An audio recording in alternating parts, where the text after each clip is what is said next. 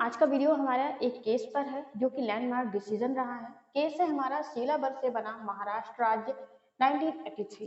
1983 का सीलाबर से बना मद्रास राज्य एक ऐसा केस था जिसने प्रिजनर्स की लाइफ बदल दी, जिसने जेल में प्रिजनर्स की स्थिति बदल दी, यानी कि जो कैदी, खासकर महिला कैदियों की स्थिति बहुत बदल गई इस केस के बाद। तो चलिए ये पूरा केस जानते हैं, केस क्या था और इसमें क्या क्या गाइडलाइंस जोड़ी गई, क्या क्या गाइडलाइंस दी गई प्रिजनर्स के लिए।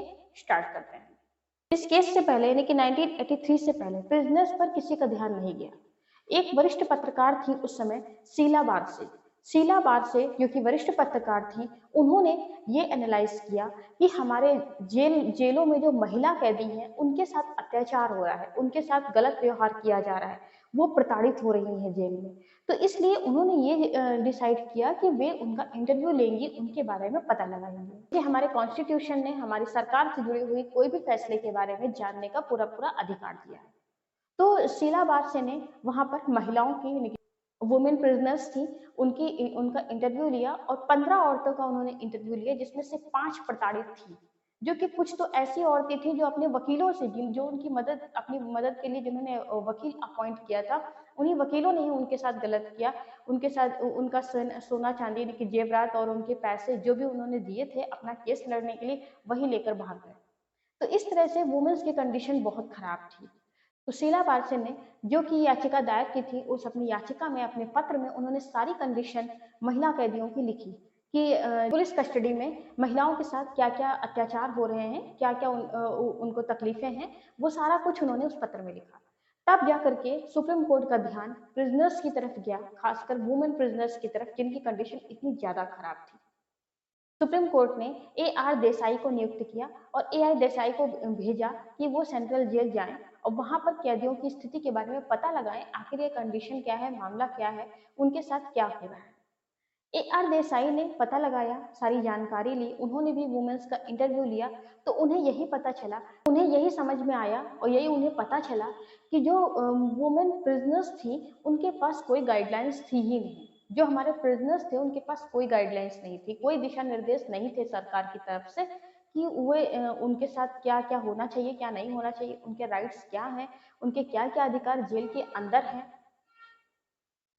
क्योंकि माना कि उन्हें जेल हुई है, लेकिन जेल होने के बावजूद भी वे इंसान तो हैं।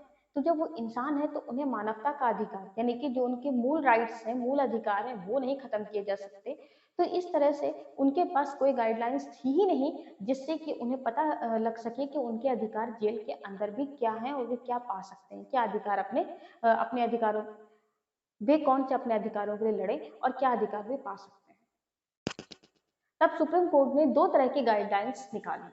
पहली तो प्रिजनर्स के लिए, सारे प्रिजनर्स के लिए जिसमें मेल फीमेल दोनों थे, तो वे सारे प्रिजनर्स के लिए कुछ गाइडलाइंस दी गई और कुछ गाइडलाइंस स्पेशली वुमेन्स के लिए दी गई, वुमेन प्रिजनर्स के लिए जिनके साथ इतना अत्याचार हो रहा था।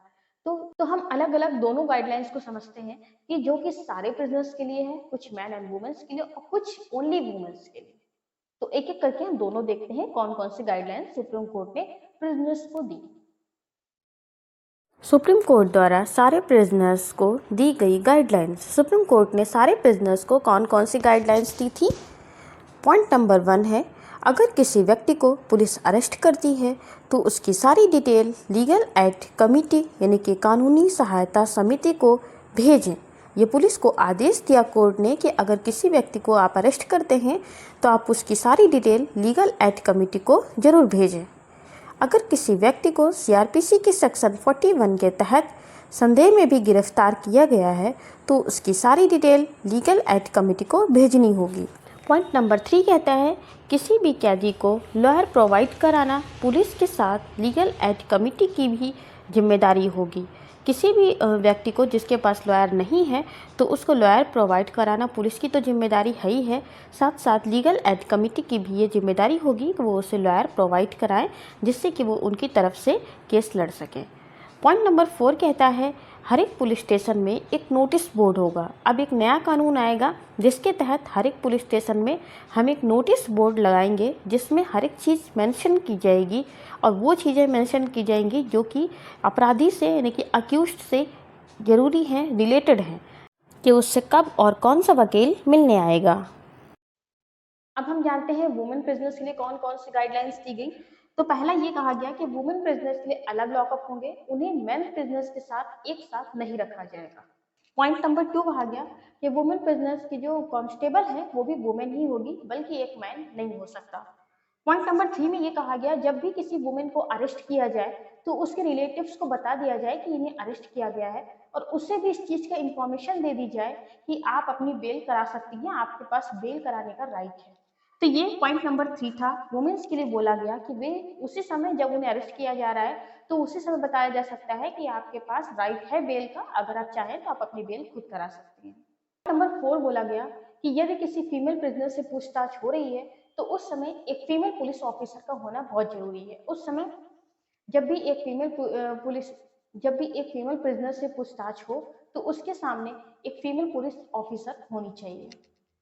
पॉइंट नंबर 5 कहता है कि हर डिस्ट्रिक्ट में जो जज होता है, जो प्रिंसिपल जज है, उसकी ये ड्यूटी है कि वो एक अपने अंडर में फीमेल जज को अपॉइंट करे, जो कि time to time police lockup में जाकर के विजिट करती रहे और पता लगाती रहे कि क्या प्रिजनर्स वहां पर सेफ हैं। और 6 पॉइंट और लास्ट एक और दिया गया, जब वुमेन प्रिजनर जज के सामने प्रेजेंट की जाए, जब वुमेन प्रिजनर जज के सामने प्रेजेंट की जाती है तो जज की भी ये रिस्पॉन्सिबिलिटी है कि वो उससे पूछे कि लॉकअप में तुम्हारे साथ कुछ अत्याचार तो नहीं हुआ, कुछ गलत तो नहीं हुआ। जज चाहे तो उसका यदि जज चाहे तो उसका मेडिकल चेकअप भी करवा सकता है। राइट्स जो वुमेन्स प्रिजनर्स के थे और आल प्रिजनर्स के थे, ये 1983 से पहले 1983 से पहले नहीं थे। ये सारे राइट्स इस केस शीला बार से बना महाराष्ट्र राज्य के बाद ही मिले, जो कि प्रिजनर्स के लिए बहुत जरूरी और बहुत ही इंपॉर्टेंट है।